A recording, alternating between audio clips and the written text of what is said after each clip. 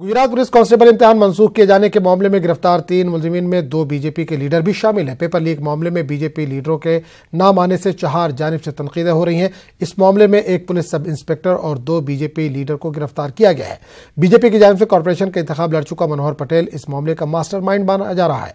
इस मामले का दूसरा मुलजिम बीजेपी लीडर मुकेश चौधरी है। बताया जा रहा है कि पेपर लीक करके इन दोनों ने 5-5 लाख रुपए इम्तिहान देने वाले उम्मीदवारों से वसूल किए थे। वादा है कि गुज़िश्ता दिन सब इंस्पेक्टर का इम्तिहान होना था, लेकिन ऐन वक्त पर इम्तिहान मंसूख कर दिया गया था। पुलिस सब इंस्पेक्टर के इस इम्तिहान में 8 लाख से ज्यादा अफराद शामिल थे।